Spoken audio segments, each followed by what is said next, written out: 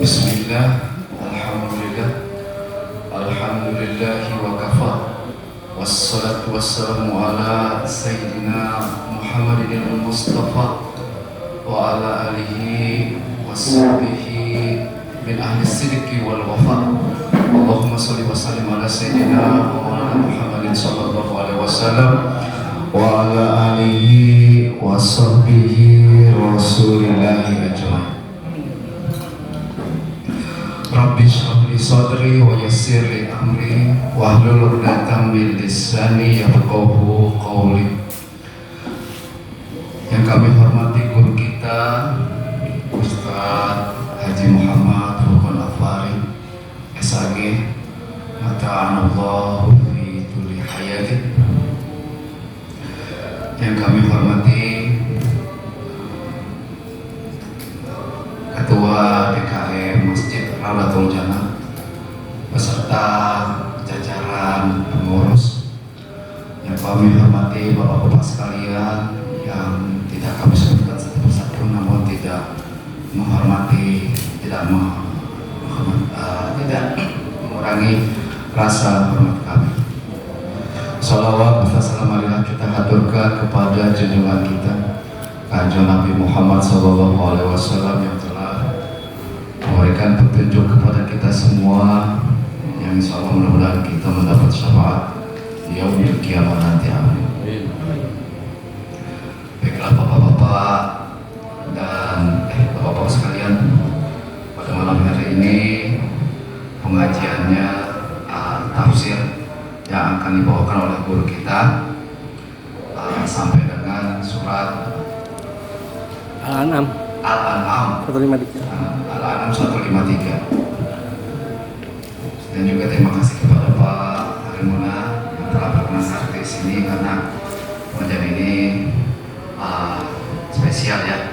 Jadi rencananya kita memang selalu di lingkungan RW 027 akan selalu berkolaborasi dalam melakukan taklim-taklim, pengajian-pengajian, dan insya Allah akan berlanjut secara terus menerus, baik di MRJ, di Masjid Rawdatul Jannah ataupun di Mushola Al-Fawad. Sekali lagi kami terima kasih kepada Pak Harimuna yang telah berkenan hadir. Baiklah bapak-bapak sekalian, untuk mempersingkat singkat waktu, marilah kita mulai acara ini, pengajian yang akan diberikan oleh guru kita kepada Pak Guru, Pak Ustaz Haji Muhammad Rukun. Waktu kami persiapkan. Kami mohon maaf. Allahumma fiqna khamitarek. Wassalamualaikum warahmatullahi wabarakatuh. Waalaikumsalam warahmatullahi wabarakatuh. Pak Guru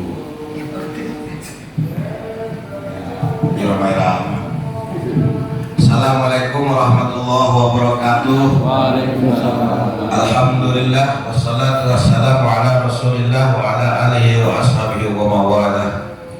Asyhadu an la ilaha illallah wahdahu la syarika lah, wa asyhadu anna sayyidina Muhammadan abduhu wa rasuluhu wa la nabiyya ba'dah. Allahumma shalli wa sallim ala sahibul khawdi wal fadilah sayyidina wa habibina wa syafi'ina wa maulana Muhammad ibni Abdillah wa ala alihi wa ashabihi wa mawalah, amma ba'd. Yang kami hormati seluruh jamaah taklim rutin Mushola Al-Fawad serta tamu, alhamdulillah pada hari ini kedatangan jamaah sebagai silaturahim dari Masjid Rawdatul Jannah. Berarti sini belakang nih. Bukan Allah ya, bukan ya. Ya alhamdulillah, biar bagaimanapun mudah-mudahan kumpulnya kita dikumpulkan oleh Allah Subhanahu wa taala di tempat ini menjadikan sabab turun rahmat, taufik dan hidayah pada kita semua. Dan yang penting adalah terus tanamkan, munculkan rasa syukur kita kepada Allah Subhanahu wa taala, karena terlalu banyak nikmat Allah, terlalu banyak karunia Allah yang gak bisa kita hitung. Maka rasa-rasanya wajib bagi kita untuk harus selalu bersyukur, sehingga nanti mudah-mudahan dengan kesyukuran kita Allah nambahkan nikmatnya kepada kita semua. Salawat dan salam kita satukan kepada junjungan kita Nabi Muhammad SAW, manusia yang paling mulia yang menjadi figur dan tauladan bagi kita semua, yang membawa umat manusia dari kejahiliaan, dari kebodohan, dari ketidakberperadaban pada kehidupan yang penuh dengan akhlakul karimah dan berbudaya serta berbudi pekerti yang baik seperti yang saat ini kita rasakan semua. Mudah-mudahan salawat yang kita panjatkan kepada kanjeng Nabi Muhammad SAW juga nanti akan menghadirkan sabab buat kita semua mendapatkan syafaat dan husmah pertolongan bagi Nabi Muhammad SAW untuk kita semua. Amin. Ya Rabbal Alamin. Seperti biasa sebelum kita mulai, kita bertawasul terlebih dahulu, mengirimkan suratul Fatihah untuk arwah daripada wali-wali Allah, daripada guru-guru kita, daripada orang-orang tua kita, yang mudah-mudahan Fatihah ini memberikan keberkahan buat kita semua, yang juga menyambungkan daripada rahmat Allah Subhanahu wa taala dari kita pada mereka yang telah pergi menghadap Allah lebih dahulu. Ila hadrat Nabi Rasulullah Muhammad bin Abdullah sallallahu alaihi wasallam alaihi wa alihi wa sallam wa sayyidina Ali bin Abi Thalib wa baqiyat sahabat wa tabi'in wa tabi'in tabi'in tabi'in ihsan ila yaumil wa ila arwah hadir Allah Ali Muhammad bin Isa wa sayyid fakir kepada Muhammad Allah Ali Muhammad bin Ali wa ala wa sallim wa ajma'in semua ila arwah Ali al-Nabi wa sayyidina Imam Ali al-Nabi wa sayyidina Muhammad sallallahu alaihi wasallam wa ila kasyakran wa sayyidina Imam Umar al-Mudaw sallallahu alaihi wa sallam al-Badawi wa ala Muhammad al-Wajali wa sallallahu alaihi Ismail al-Wahid Mustaqim Anafi al-Malik al-Syafi Amal radiyallahu anhu wa ta'ala media memulai majma'in Ismail al-Wahid Samsi Ismail wa sallallahu alaihi wa sallam Ismail al-Wahid wa akhir al-Wahid Syekhukan Salim Ismail al-Wahid wa ba'al masalah wa Muhammad al-Rasul wa sallallahu waras wa Ismail al-Wahid Assalamualaikum warahmatullahi wabarakatuh al-Karim yang berlalu di rumah umai wa'id wa alaihi Assalamualaikum warahmatullahi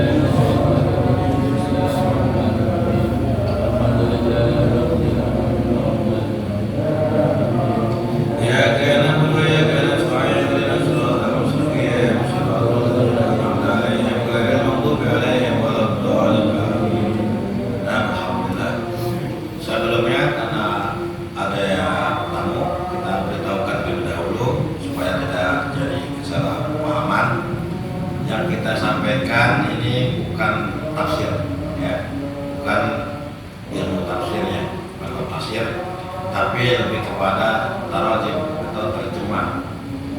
Namun di sini terjemah, kalau kita lihat tafsir terjemah itu ada tafsir Al-Razi, ada tafsir Al-Marawi, itu juga awal terjemah, juga tafsir yang umum masyhur itu Jalalain, itu dari setiap kata diterjemahkan.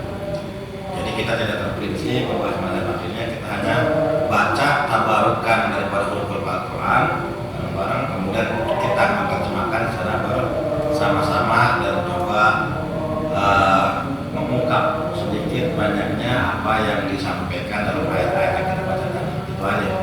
Oke. Ayat berapa sekarang? Surat apa?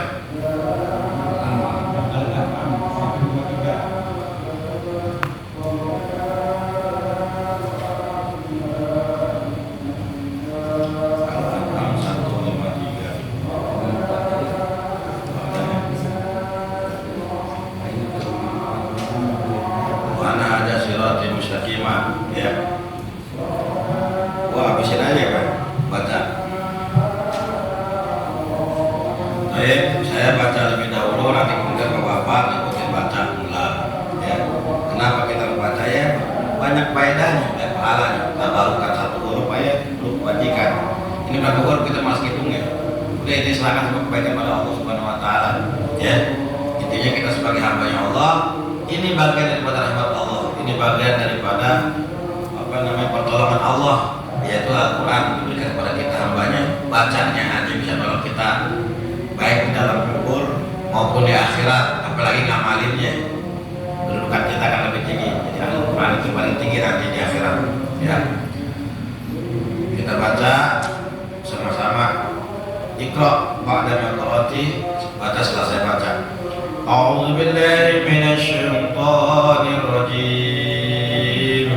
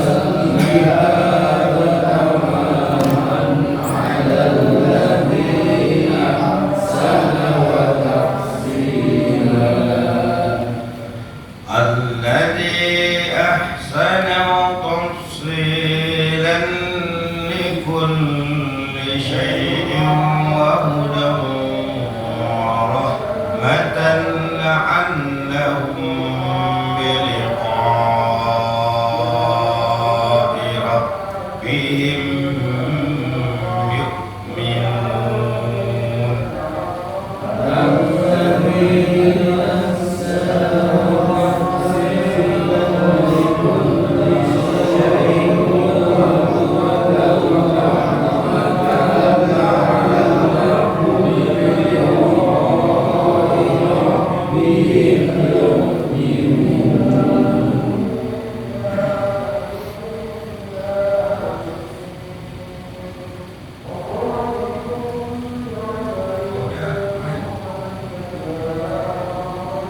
وهذا كتاب أنزلناه مبارك فاتبعوه واتقوا لعلكم ترحمون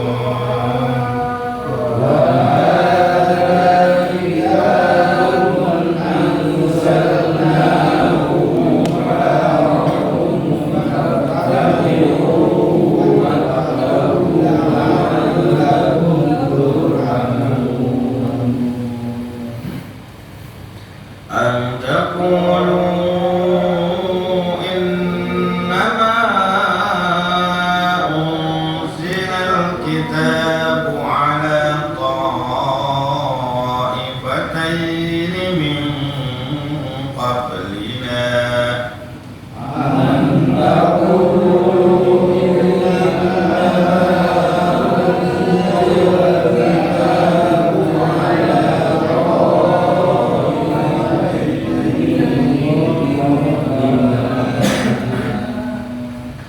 وإن كنا عن دراستهم لغافلين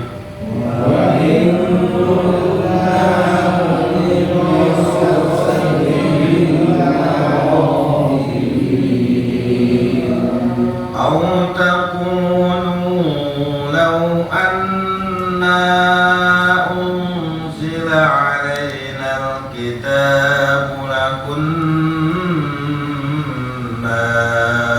أهدى منهم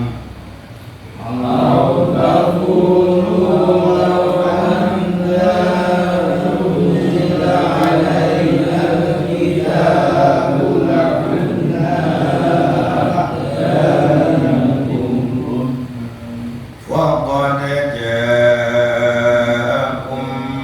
بينة من ربكم وهدى ورحمة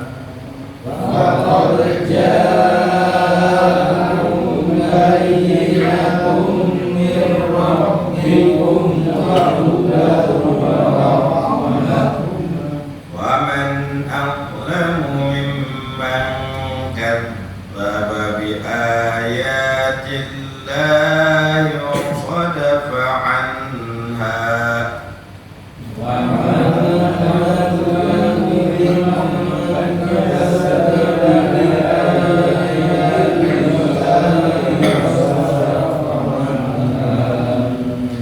سنجزي الذين يصدفون عن آياتنا سوء العذاب بما كانوا يصدفون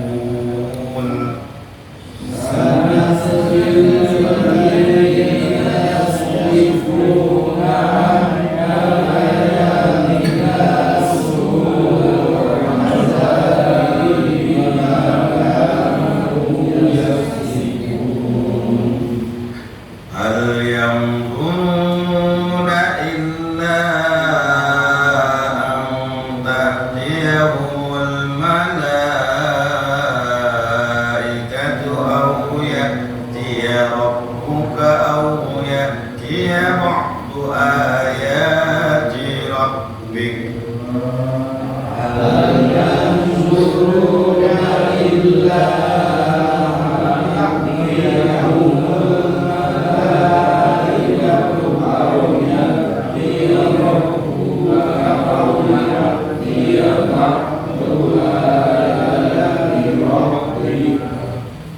يوم يأتي بعض آيات ربك لا ينفع نفسا إيمانها لم تكن آمنت من قبل أو كسبت في إيمانها خيرا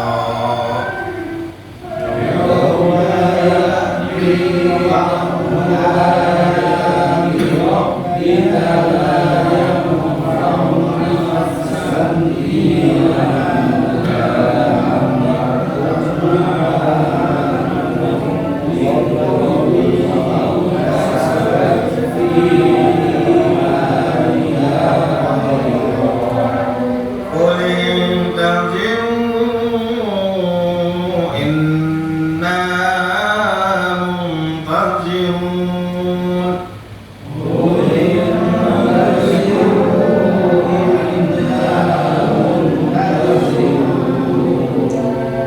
إن الذين فرقوا دينهم وكانوا شيعا لست منهم في شيء إن الذين فرقوا دينهم وكانوا شيعا لست منهم في شيء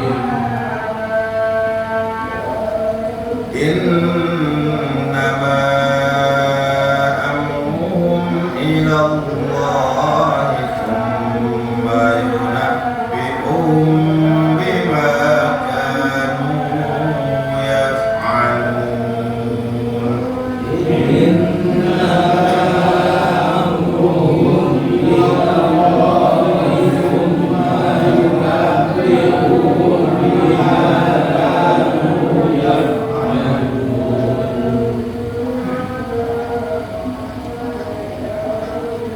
من جاء بالحسنة فله عشر أمثالها من جاء بالحسنة فله عشر أمثالها ومن جاء بالسيئة فلا يجزى إلا مثلها وهم لا يظلمون ومن جاء بالسيئة فلا يجزى إلا مثلها وهم لا يظلمون.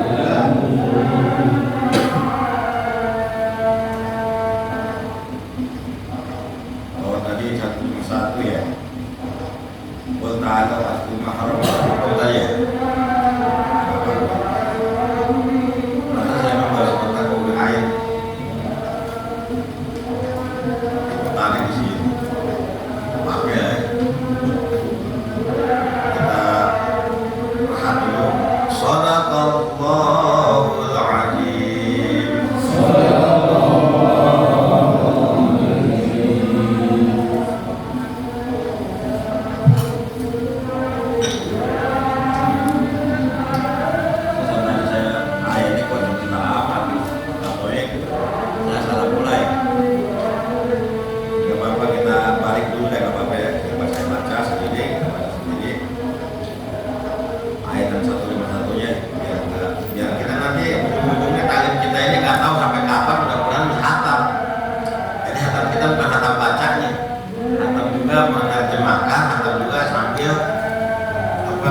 Menggali daripada sedikitnya paham-paham yang sudah saya pelajari atau ilmu-ilmu tafsir yang sudah saya ketahui kan itu lumayan.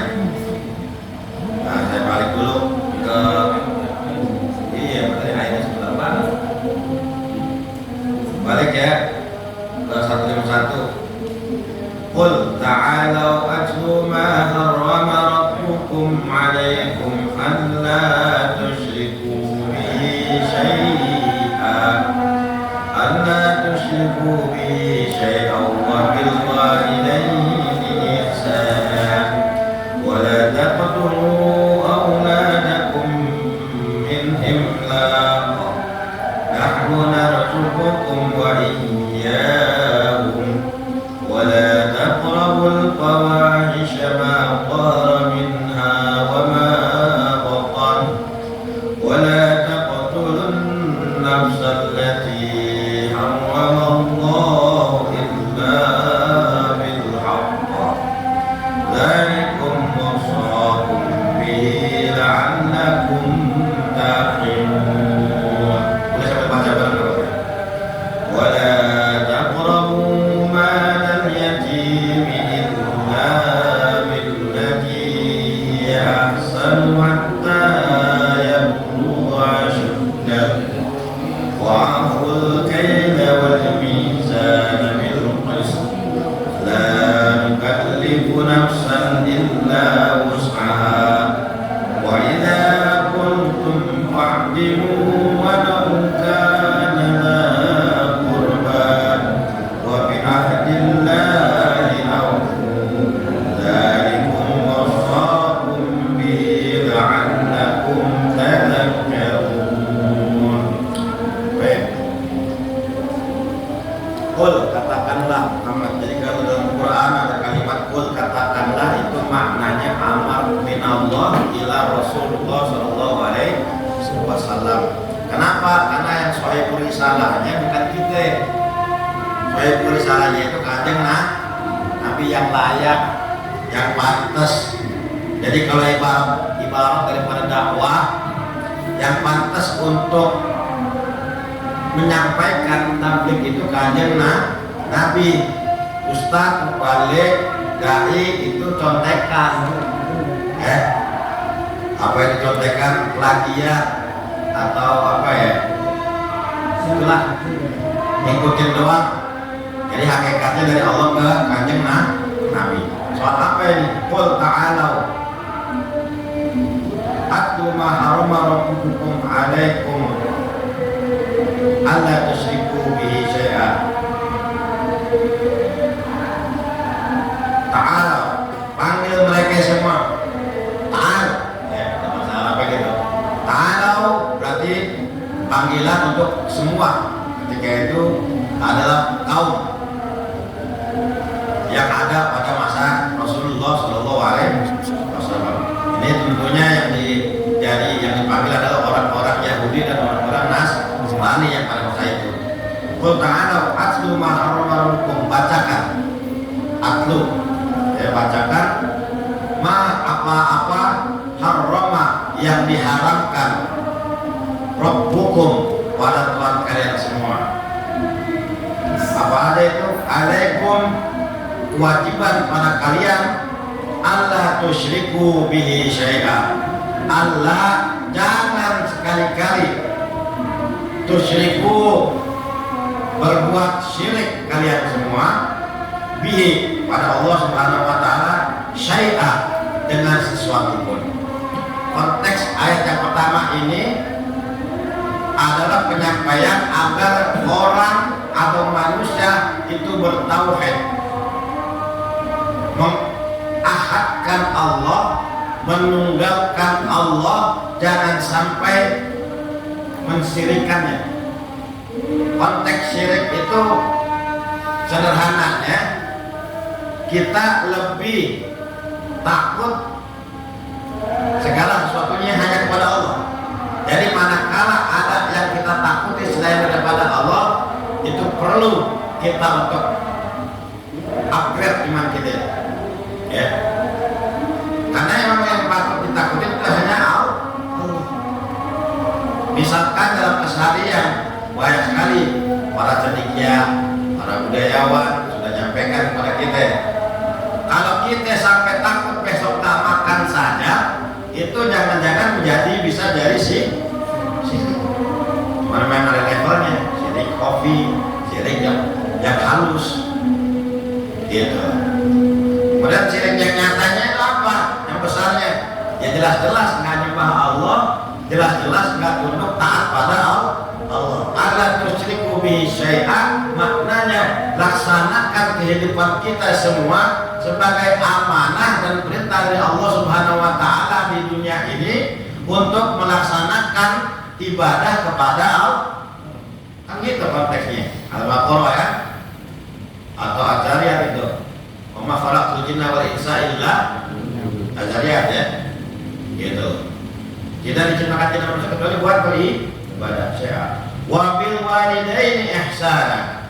Dan terhadap kedua orang tua kalian berbuat baiklah. Kita ini ringan sekali berbuat baik pada orang-orang selain daripada orang yang sudah melahirkan kita. Dan itu memang tugasnya jenderal setan. Ya, tugasnya jenderal iblis. Coba bayangkan, kita flashback lah pada saat kita remaja dulu, pada saat kita kuliah dulu, kita sekolah dulu, atau kuliah ya, saya ketahuan dewasa, tahu tentang baik buruk, hal positif dan negatif. Pada saat misalkan kita mau pergi, ya, kita kemudian minta bantuan daripada orang tua kita, tolong ada yang ongkos, terus nggak dikasih, nah gerundel nggak gitu. Ini pas kita kalau emang aku itu ya kopak kan gitu, gerundel, nggak dikasih ongkos, ya capek-capek sekolah, macam-macam. Ya. Terus kemudian dengan orang tua kita mukanya masem, pergi ke layar. Apa namanya, meninggalkan bekas luka pada hati orang tua. Orang tua itu nggak ngasih, bukan misalkan kadang-kadang bukan pelit karena orang nggak ada, terus kadang-kadang juga dia nggak ngasih, dia merasa salah. Jadi orang tua itu nggak ngasih aja sudah merasa salah. Kita nggak pernah tahu itu. Tapi kadang-kadang itu satu. Belum lagi daripada saat kita berbicara, berapa banyak dari kita ini merasa lebih pintar daripada orang tua kita. Pada saat menentukan sebuah pilihan hidup kita minta nih, Pak, Ma, saya enaknya besok mau ke Jakarta, kerjanya gimana ya arahannya? Begini. Sudah dikasih arahan orang tua, misalkan sudah dikasih arahan, nyata-nyata, nah masalah gitu mah. Yang penting begini, ongkosin dulu saya buat ngekos, kalau pulang segala macam, bla bla bla bla, ya, kayak gitu. Nah itu sering kita lakukan dulu. Atau sekarang mungkin bagi yang ada orang tua yang masih ada, ilmu kita pakai. Jangan sampai kita tidak berbuat baik pada orang tua. Datang pulang, kalau kita di mana, di kampung. Ketika nyamperin, tutur kata kita manis, tutur kata kita lembut.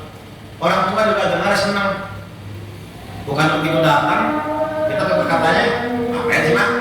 Apa sih Pak? Gitu aja, macam-macam ya. Kita nggak sadar dari kenapa yang berkata menjadi hal yang penting.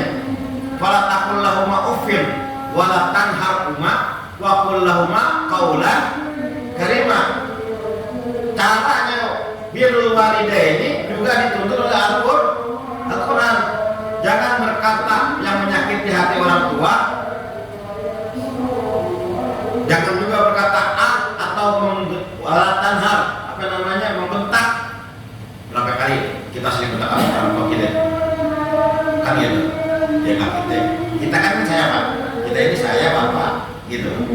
Dulu ini flashback aja. Begitu banyak salah kita, begitu banyak dosa kita pada orang tua. Nah, sekarang saatnya ditaubat udah.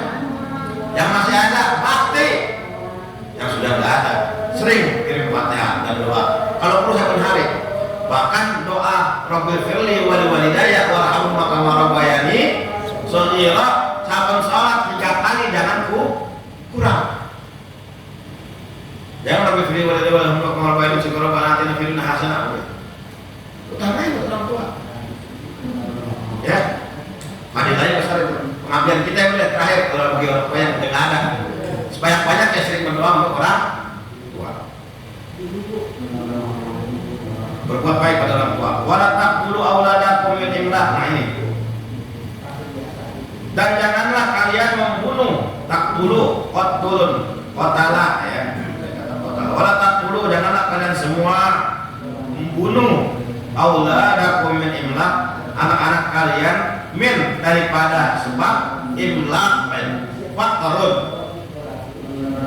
Kalau terakhir depak mungkin imlaq itu miskin, tapi ini lebih daripada miskin Pak, takut banget makan sehari sekali atau sehari ini nggak makan, takut begitu imlaq gitu. Ya, kalau miskin masih bisa makan minimal sehari sekali, minimal sehari 3 kali, cuma kebutuhan sekundernya dia belum punya, itu miskin. Fakir kurang daripada standar selayaknya orang hidup, dan kalau makan 2 kali misalkan, fakir sehari sekali, oke top itu orang fakir, makan sehari sekali. Kalau sehari nggak makan jadi lebih imlaq, jadi derajat, jadi kemiskinan aja ada derajatnya kan, ya miskin, fakir, imlaq. Takut gak bisa makan, akhirnya membunuh orang membunuh anak. Emang ada apa? Ya ada Pak. Gak usah zaman dulu, ini konteksnya zaman dulu nih, kebiasaan Arab jahiliyah. Punya anak perempuan dirasa aib. Bahkan salah satu orang yang mulia ahlu surga, sahabatnya Rasulullah SAW, Sayyidina Umar bin Khattab ya, itu pernah membunuh anak perempuannya ketika bayi saat baru lahir.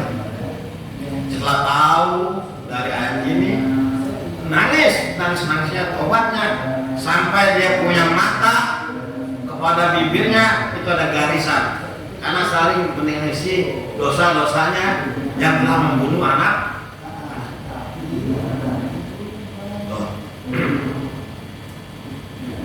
Imlaq susah. Zaman sekarang ada nggak orang tua yang membunuh anaknya? Ada, kalau nonton di pos kota lampu merah, baca di pos kota lampu merah, atau di TV lah, berita lah gitu. Kalau di HB mudah-mudahan nggak ada ya, mudah-mudahan. Kalau ada mah kelewatan banget ke PRT kan gitu, PRW. Ya hati-hati. Kenapa? Takut. Tapi insya Allah orang mati mah orang gitu Pak. Tapi ini buat orang-orang ada kenyataannya. Punya anak perempuan aib, punya anak laki-laki takut susah. Gak bisa ngangkat derajat anaknya. Dulu sampai seperti itu. Khawatir. Gak bisa hidup, khawatir. Gak bisa makan. Mereka bunuh anak mereka sendiri. Wala taqtulun nafsal lati haramallahu illa bil haqq. Dan janganlah kalian membunuh jiwa an-nafs allati yang tidak, allati haramallahu illa, jangan kalian membunuh jiwa yang diharamkan oleh Allah Subhanahu wa taala kecuali dengan hak. Illa ini tasniahnya. Bunuh boleh. Illa ada hal-hal khusus. Yang bagaimana aja Pak yang bisa dibunuh manusia? Pertama, murtad, orang Islam, keluar dari Islam, masuk Islam lagi, keluar lagi dari Islam, itu bunuh. Kalau nggak bunuh cuma, tapi karena kita bukan umum negara, amalnya Quran iya, tapi praktek dan teknisnya kita nggak bisa menjadi algojo sendiri, karena kita makhluk sosial, karena kan kayak gitu. Udah silakan undang-undang. Terus kalau ada undang-undang ya usahakan bareng, kan gitu. Ada baru kifayah. Yang kedua, yang boleh dibunuh siapa lagi? Azanul muhsan, orang yang berzina, dia rejam. Itu rejam maknanya rejam itu kan sampai mati.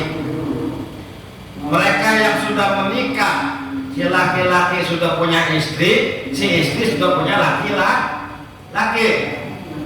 Kemudian mereka selingkuh berzina. Hati-hati, walaupun gak ada yang tadi di Indonesia hukumnya ini, hati-hati. Ini hukum hukumannya sebenarnya itu zina kayak gitu, karena dosa besar. Derajat hukum mati amat murtad. Yang ketiga, akdul kisos, melaksanakan kisos. Apa itu kisos? Bukan bunuh nih, ini kan konteksnya dalam membunuh. Orang yang membunuh orang yang nggak bersalah, hukumannya dibunuh. Itu dibolehkan. Tapi konteksnya bukan yang tiga ini Pak, bukan. Halnya adalah wala taqtulu auladakum. Jangan kalian membunuh anak-anak kalian. Puasa. Saya nonton lagi ya. Yang mata saya Pak, balik pada masa kemiskinan karena membunuh anak. Nahnu narzuqukum wa iyyahum. Kamilah yang memberikan rezeki pada kalian semua, wa iyyahum, dan mereka. Ini maksudnya apa? Nahnu narzuqukum, sudah dijamin rezeki dari Allah Subhanahu wa taala, baik buat orang tuanya yang pertama, dan kedua juga bagi anak-anaknya. Kita ini kurang pakem, kurang ajeb sama Allah Subhanahu wa taala dalam persoalan makan, dalam persoalan rezeki. Seolah-olah kita nggak pernah dikasih rezeki sama Allah Subhanahu wa taala. Padahal itu karena nafsu kita yang kurang, bukan nggak beri. Buktinya hari ini alhamdulillah saya bisa ngopi. Sederhana kan? Rezeki Pak. Emang saya beli? Kagak. Emang saya ikhtiar?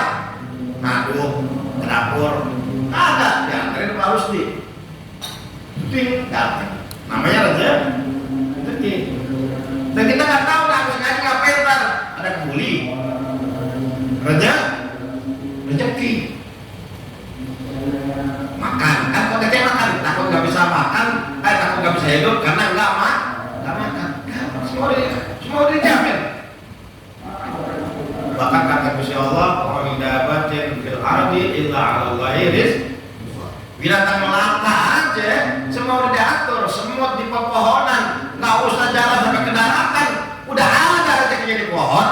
Cacing di dalam tanah, nggak perlu naik kayak kolam renang, nyari kampung segala macam, diem aja di tanah, ada makannya. Kok jadi bodoh kita kalau sampai menyerah dalam hidup, berputus asa dalam hidup hanya gara-gara nafsu kita yang kurang menerima daripada nikmat-nikmat Allah Subhanahu wa taala. Gitu. Maka jaminannya nahnu narzuqukum wa iyyahum, kami yang memberikan rezeki pada mereka dan pada anak-anak mereka. Anak bayi aja, anak bayi baru lahir, itu rezekinya udah ditentukan oleh Allah Subhanahu wa taala. Apalagi kita khawatir besok anak nggak nyusu segala macam. Misalnya nyusu, ini keluar rumah ibadah sama Allah, taat sama Allah. Nah ini kadang-kadang kita merasa bahwasanya segala sesuatu itu kita hasilkan karena ikhtiar kita. Kita bisa punya rumah karena ikhtiar kita. Kita punya istri karena ikhtiar kita. Kita punya anak karena ikhtiar kita. Usaha kita ya bersetubuh dengan istri kan gitu. Merasa itu karena usaha kita, karena ikhtiar kita. Hilang. Situ sudah ada syirik kecil dalam diri kita. Segala nikmat yang kita dapatkan, apa yang sudah kita miliki, kembalikan semua kepada Allah Subhanahu wa taala. Itu sudah diatur dan diberikan jatahnya oleh Allah. Sebenarnya gaya-gaya ikhtiar dulu. Kalau memang benar dari ikhtiar kita, berapa banyak orang menikah tidak bisa punya anak. Juga itu kudrahnya Allah. Berapa banyak orang sudah bekerja keras, banting tulang siang malam mau beli rumah, tak beli. Kan gitu. Semua udah jatuh Pak.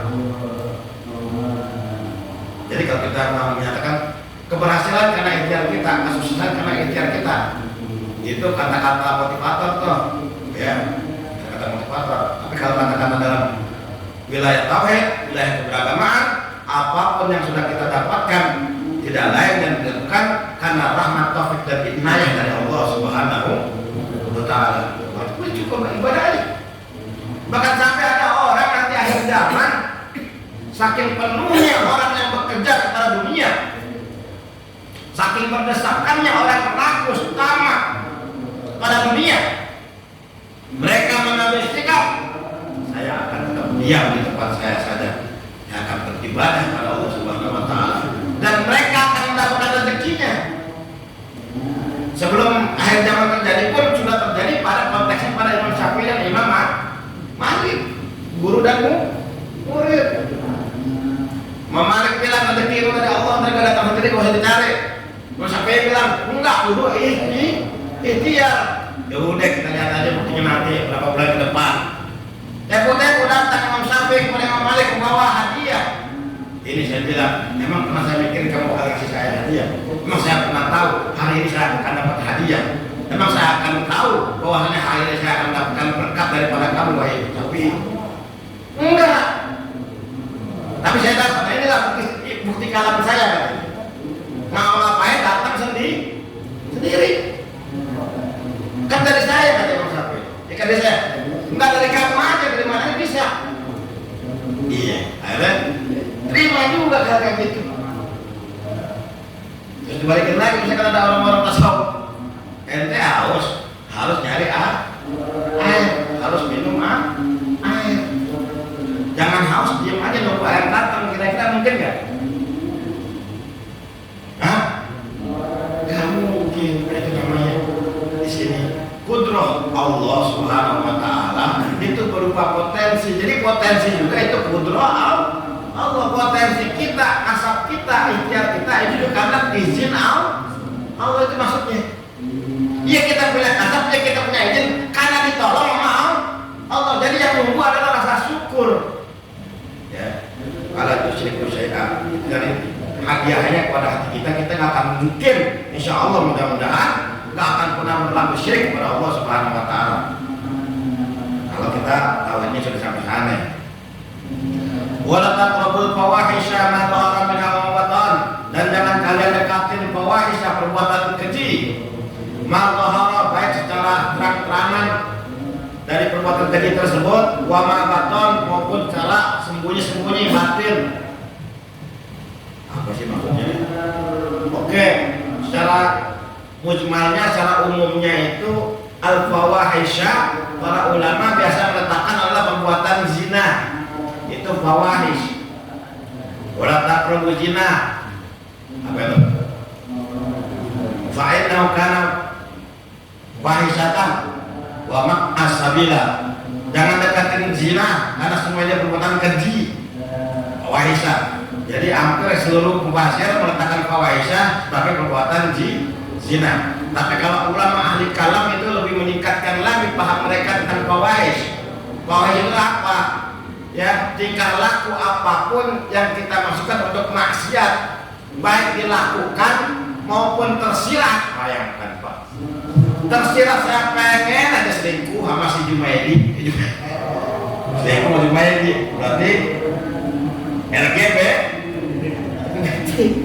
cuma tersirat doang, itu sudah fawahish. Orang-orang ahli kalam itu, ya, orang-orang, ya makanya semuanya baik terang-terangan maupun tersembunyi, niat saja untuk melakukan maksiat itu bagi mereka sudah dosa. Bagi kita kaum syar'i ya, kaum syar'i yang paling masih udut nih, ya udah nggak dosa itu. Ya, punya niat yang kerjakan nggak dosa, bahkan dapat hadiah lagi kalau kita bicara konteksnya fikih, dapat hadiah pahala dua kali. Niatnya nggak dilaksanakan, ya perbuatannya juga nggak dilaksanakan yang kedua. Tapi kalau ada niat kemudian nggak dikerjakan, dapat satu untuk pahalanya. Bayangkan kalau level kita memang level kita, ya itu maksud daripada fawahisha. Dhahara minha wa batan, baik terang-terangan maupun tersembunyi. Dan memang kenyataannya pas sekarang mana? Kalau kita bicara abad terdahulu, misalkan abad 3 Hijriah, abad 4 Hijriah, memang ada orang zina terang-terangan? Kagak. Zina terang-terangan, mereka ada dalam berdua aja sama perempuan, bagaimana Nabi ya, Nabi, sahabat, ulama mutaqaddimin terdahulu, sekarang ulama akhir, dan kita ini ulama al-baqi kembalian lah ya. Dulu itu lebih hebat keimanannya, maka ketika coba menafsirkan berzina saat tangan, memang ada apa kayak gitu. Tapi kalau kita lihat sekarang, emang ada ternyata. Buka aja bodoh, buka aja Facebook apa-apalah. Bahkan ada orang-orang apa namanya? Aduh, bigo. Kalian tahu ya orang tua semua ini. Bigo lah, segala macam. Ya. Pada nawarin, ayo kasih saya bintang dong, saya kasih hadiah dong, terima kasih dong. Kok Tuhan Ustaz tahu terpaksa kan? Sengaja. Ya. Benar-benar saya sengaja. Jadi kok gara-gara beli HP baru, ting udah ada iklan-iklan tunggu nongol sendiri gitu loh. Saya buka kan apaan gila hebat banget. Ya. Kamera hidup itu perempuan kan gitu. Itu sudah zina mata nih. Nah, zina yang terang-terangannya ada nggak? Ada Pak. Salah satunya melalui media. Yang kedua mungkin kita, kalau mudah-mudahan kita nggak ngerasain, kita nggak pernah ketemu. Ya. Bagaimana? Oke, saya pernah alami. Ini pengalaman saya jauh dulu, waktu di Padang kritis. Jadi jauh, waktu saya mungkin masih pesantren dulu. SMA lah ya, usia SMA. Malam-malam jalan sepanjang pantai, ternyata sepanjang pantai itu orang cuek saja dia melakukan persetubuhan, padahal saya sedang lewat. Itu kan berarti udah terang, karena saya nggak ada manusia tuh kecil. Itu bagi mereka saya itu kecil kayak lagi lewat, udahlah kita kerjain aja. Itu nggak ada. Lo bagusnya gimana? Bersembunyilah di balik batu atau di dan balik berarti jauhin. Dan ternyata memang ada, kan gitu. Kalau zaman dulu kagak ada, karena sekarang banyak. Hati-hati, ayat zaman, ayat godaan. Wala taqtulun nafs allati, jangan kalian membunuh manusia jiwa yang tadi ya, yang diharamkan oleh Allah dan tidak dibenarkan oleh Allah Subhanahu wa taala. Kecuali 3 hal tadi boleh. Murtad, Abdul Qisas, menerapkan hukum qisas tentang pembunuh. Kalau umpamanya si Sambo itu benar-benar membunuh dan itu yang baru ketahuan Pak, maka itu jenderal. Kalau memang dia pembunuh pada saat itu, bagaimana dia waktu mau naik ke jenderalnya? Khawatir kan gitu. Kalau nggak dibunuh, misalkan dia berbicara deh, keputusan pengadilan, ya kan? Proses umpamanya terjadi dia bersalah, dia membunuh, ada hukuman yang lebar kecuali dibunuh orang kayak gitu. Mati. Juga. Kan gitu. Kalau nggak dibunuh ya dia akan jadi pembunuh yang hidup. Apalagi punya kausa kekuasaan. Orang yang sudah punya kuasa kekuasaan, tobatnya susah Pak. Jadi jangan pikir makin tinggi hidup kita, dunia kita enak itu, makin susah tobat.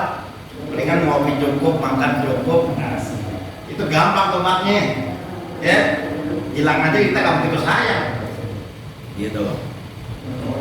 Dzalikum wasaqum bihi la'allakum taqilun. Hal itu sebagai wasiat bagi kalian semua bihi dari Allah Subhanahu wa taala, la'allakum agar kalian taqilun, mau berpikir. Ini kalau tadi kita harap amalnya ada berapa banyak loh. Jangan syirik pada Allah, berbuat baik kepada orang tua, jangan membunuh anak sendiri, yakin tentang rezeki pasti ada, jangan membunuh manusia, jangan berbuat zina, terang-terangan udah sembunyi. Ya, udah wasobom. Ini sudah 5 amandemen.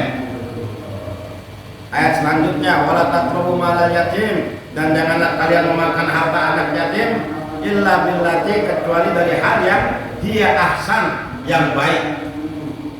Hatta yablughu asyuddahu, sampai anak yatim itu yablughu balik sampai umur asyuddah, sempurna, sampai umur sempurna, remaja, sudah akil balik, sudah berakal, sudah bisa berbuat milih A, milih B, positif dan negatif. Hatta yablughu asyuddah. Nah, kemudian ini 6 7, wala taqrabul mala yatim, jangan mendekati harta anak ya yatim, illa billati ahsan, kecuali dengan hal yang baik. Hatta yablughu asyuddahu, sampai mereka sampai pada usianya. Jadi gini Pak, yatim dalam agama kita, dalam kehidupan sosial terminologi keislaman, yatim itu adalah hak bagi kita semua. Hak, hak. Bedakan antara hak dan kewajiban. Kalau kewajiban apa ya? Kalau kewajiban kan kira-kiranya ente paling malas loh. Ente bakal sholat ya kalau nggak ada wajibin sholat, benar nggak? Ente nggak bakal puasa kalau nggak ada wajibin puasa. Tapi bicara yatim itu hak. Masalah hak adalah bagaimana anda orang tua pasti anda berusaha, berupaya, baik diwajibkan, diperintah ataupun tidak, pasti kita punya sense, rasa untuk memberi nafkah. Dan di sana letak anak-anak yatim di dalam terminologi Keislaman. Hak kita untuk memberikan kehidupan kepada mereka, hak kita untuk bisa memberikan pendidikan yang layak buat mereka.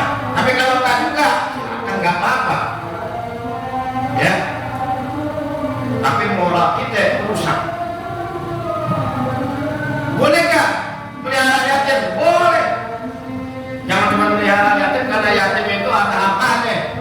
Misalkan yatim orang kaya, baru deh rame-rame, makasih perhatian segala macam.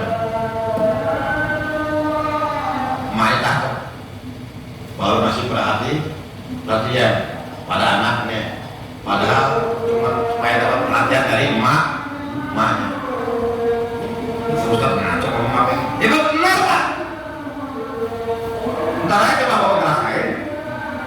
Terus ketika kita merawat yatim, misalkan kita taruh anak yatim kita di rumah ada 5, kita tampung, kita pelihara. Hidupnya, makannya, sekolahnya, pendidikannya, ongkosnya, transportnya kita biayai misalkan. Daripada itu karena mereka punya rezeki sendiri dari Allah. Yakin nggak? Setiap kepala kita ini, setiap kepala anak-anak itu sudah dijamin rezekinya Allah. Datang rezekinya melalui kita, benar nggak? Kita dari teman kita ini, bukan siapa tuh, Pak Bapak, bukan siapa? Yakin? Dari mana? Kampung saya orang saya punya gini. Masya Allah, kita bapak saya titipin ya, biar dia bisa sekolah, dorong lulus segala macam. Iya, silakan. Itu baru 1. Belum lagi kayak saya, misalnya sampai 20. Berapa banyak orang yang mau peduli kayak gitu, nasib. Kan gitu, silakan. Nah, apa yang sudah diberikan kepada kita itu berupa titipan.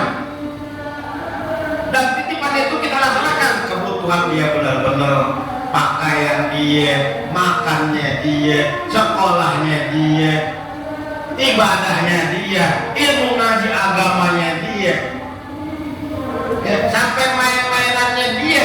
Jangan sampai lihat anak kita main pakai mobil-mobilan 300.000, isi yatim yang ada di rumah kita cuma orang nomor 3 hingga dia nggak bisa pakai mainan anaknya sendiri. Kalau kita mau melihara yatim, ambil mobil-mobilan buat anak kita, juga beli mobil buat yatim, baru itu jadi beres. Saya antara yatim saya dengan anak sendiri Pak, susahan anak sendiri gitu. Tapi yatim saya alhamdulillah dari dulu sepedanya dibeli, sepeda federal, saya di rumah itu punya sepeda. Saya punya sepeda pun karena sudah bekas daripada anak-anaknya yatim yang ada di pondok saya gitu. Karena ada lagi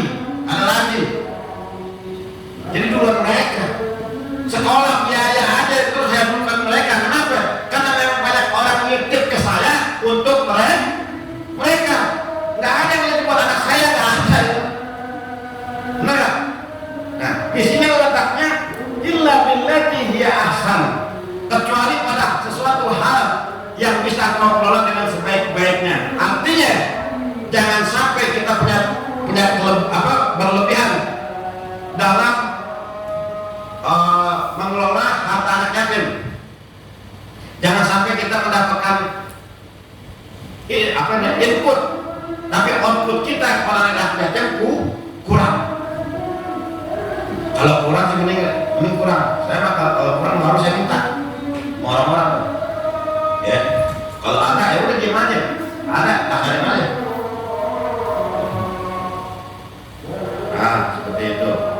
Kita haknya belajarnya, ngajinya yatim itu khusus Pak. Gurunya kita panggil, kita bayar guru.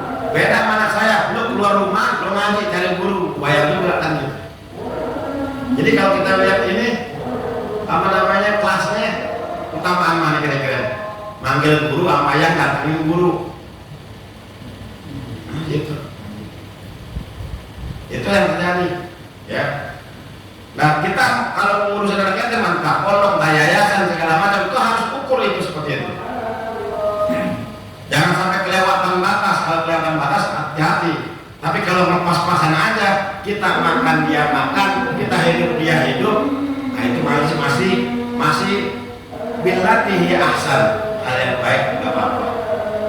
Tapi kalau sampai dia sudah balik, maka penuhi semua haknya itu, kembalikan. Kalau kita sudah punya simpanan, misalkan apa sih Pak Ustadz ngomong apa sih? Ini saya mau manajemen, ya. Quran tidak dimasukkan dalam larangan sebenarnya. Dari larangan itulah akhirnya kita bisa melakukan manajemen. Begitu mereka lulus, maka sangu yang kita keluarkan, yuk mau kuliah, silakan daftar kuliah, ada haknya. Yang jelas dari uang yang sudah masuk yang ada sudah kita persiapkan satu kepala, mereka akan keluar dari pondok ada berapa atau per tahunnya satu kepala sudah kita siapkan. Sampai seperti itu Pak. Kalau memang surplus ada lebih gitu, kita ada lebih berarti itu haknya mereka. Saatnya mereka pulang, aku misalkan seperti yang tahunan itu bawa semua, kita anterin, kita kirim segala macam. Ini bisa manajemen, ya. Seperti itulah. Jadi intinya jangan sampai kita memakan haknya mereka, haknya anak ya, yatim. Tapi kalau yang sifatnya pendidikan, kehidupan segala macam itu manajemen, silakan diatur. Tapi jangan sampai melampaui batas itu aja. Wa'aful kaila wal mizan. Nah ini baru sekarang. Wa'afu dan tunaikanlah kaila, timbangannya, ukurannya. Jangan sampai ini ukuran Pak, perihal makan, anak gede sama anak kecil makannya kebanyakan mana Pak? Anak kecil ternyata ya, kita jajan bisa sehari sekali cuma 3 piring udah alhamdulillah. Anak kecil ada tukang jajanan lagi, Pak beli, datang Kang Dodol, datang Kang Ape, mau aja terus tuh. Itu anak kecil. Tunaikan, dia mau jajan. Gitu. Nah itu namanya siapa tadi? Wa'uful kaila. Tapi itu kebutuhan pendidikan. Besar mana antara yang kecil dengan yang besar? Besar yang besar. Ini bisa kita bisa terbuka. Ternyata Quran bilang tuh, wa'uful kaila wal mizana, dan timbangannya, ya, bil qis, dengan jalan tengah. Dengan jalan tengah. Ada faktor etis, budaya, karakter pribadi, akhlak yang harus kita hidupkan untuk bisa mencapai perintah Allah wa'uful mikyala wal mizana, supaya mencapai pertengahan ukuran-ukuran tersebut ilpis, hingga kita disebut sebagai kaum pertengahan yang bisa berlaku adil. La nukallifu nafsan illa wus'aha. Allah tidak sekali-kali membebankan pada setiap jiwa kecuali jiwa itu mampu, usaha, sakyun, bisa, ya, sangat bisa, mampu. Jadi apapun yang ada dalam kehidupan ini Pak, masalah kita, problem ekonomi kita, problem anak-anak kita, problem tetangga kita, apapun yang kita anggap problem segala macam itu semua diberi oleh Allah Subhanahu wa Ta'ala, justru untuk mendewasakan kita dan membuat kita agar bisa terus belajar tentang hidup. Dan yakinlah itu bukan Allah sedang membebani kita, tapi justru karena Allah melihat kemampuan kita. Maka semakin besar ujian kita, semakin berat kita dalam ujian kita, bersyukurlah pada Allah. Berarti di situ Allah sedang menyekolahkan kita supaya kita lebih mampu menghadapi beban-beban hidup yang terjadi nanti. Entah untuk diri kita dan akhirnya nanti bisa kita untuk berbagi sharing kepada anak-anak kita kalau kita akan mencapai kedewasaannya, atau kepada tetangga kita atau kepada saudara kita. Kita amalkan pengalaman beban baik kehidupan kita bagi mereka. Kan jadi ibadah juga lahan dakwah. Gitu. Wa in kuntum fa'dilu, dan tak kalah dikatakan kepada mereka fa'dilu, berbuat adillah kalian. Walau kana la qurba, walaupun itu kepada keluarga kamu sendiri. Nah ini berlaku adil untuk orang lain mungkin masih gampang. Seorang hakim mengadili terdakwa A atau B-nya, keputusannya itu masih ringan. Tapi ketika sang hakim berdiri di atas meja mahkamah yang agung dan yang memuliakan tersebut, kemudian bangku di depannya terdakwanya itu adalah seorang anak, kira-kira apa yang mampu dia putuskan? Saya tak bicara pengadilan dunia lah, repot dah ngomongin isu-isu gitu. Intinya, hakikatnya kita harus berlaku adil. Kalau kata Nabi Muhammad SAW ingin menyampaikan keadilan kepada umat-umatnya, kepada kita semua. Lau syaraqatil Fatimah, kalau saja Fatimah mencuri lakotak tahu aidiyah, maka saya yang akan memotong tangannya. Saya yang akan memotong tangannya. Bayangkan Pak, saya yang akan memotong tangannya. Nggak usah orang lain. Maknanya apa? Beliau kanjeng Nabi Muhammad SAW ingin menunjukkan berlaku adillah kita. Jangan tentukan hukum hanya kepada selain yang bernasab kepada kita, tapi ketika anak kita susah. Dan ini terjadi. Makanya sering terjadi tantangan. Dikatakan Saudi sebagai khalifah atau khilafah, kerajaan atau penguasa. Tapi nyata apa?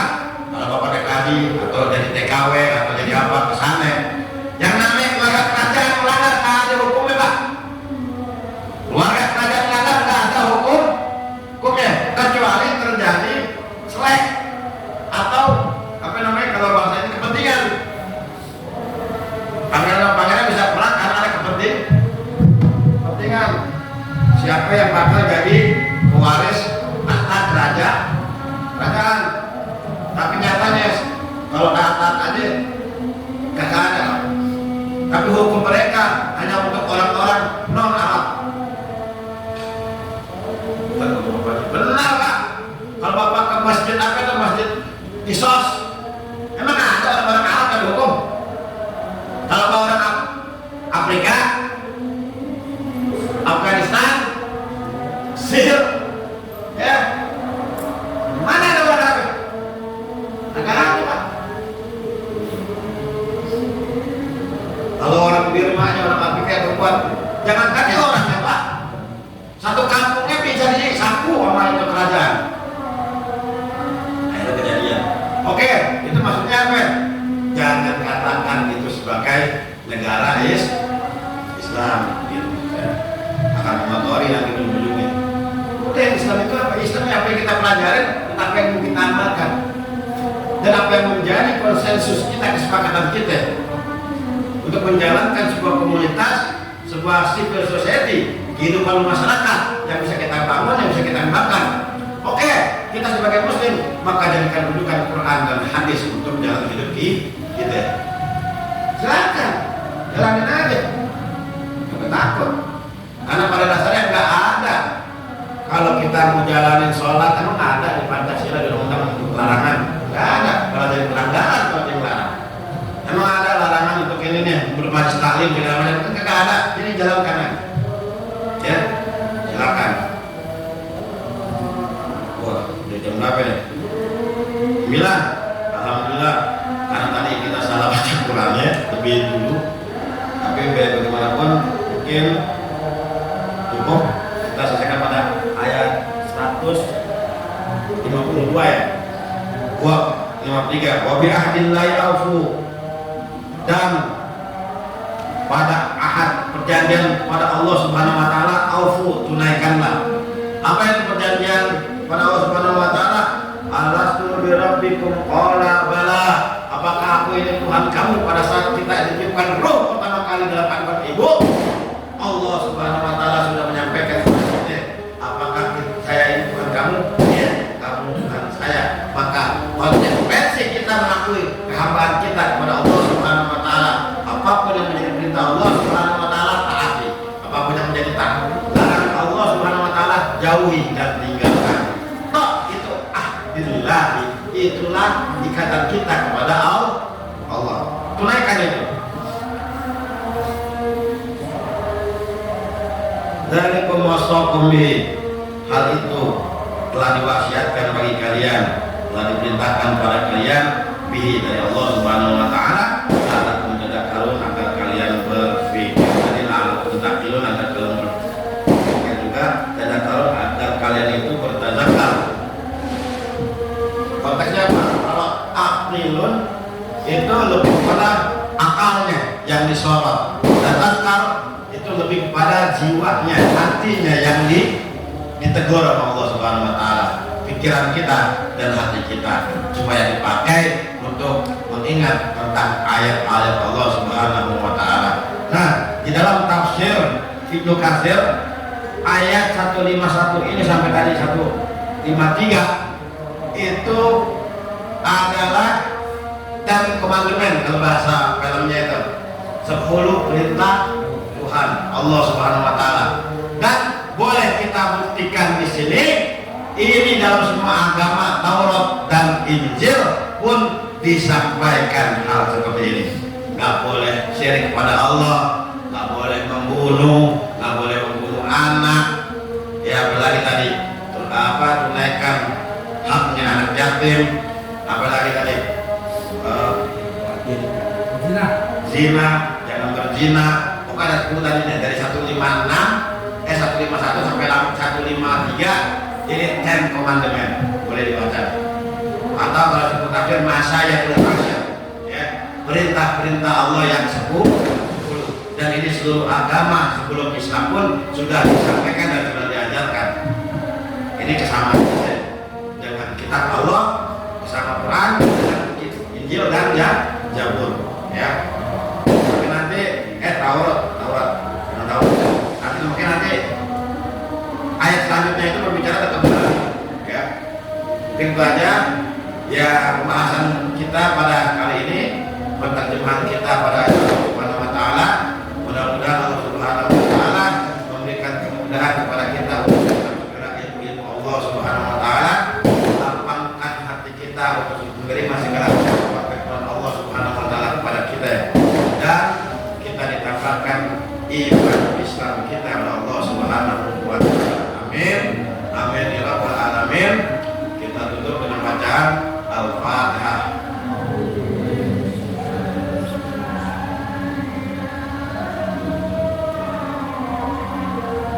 Allahumma arhamna bil Qur'an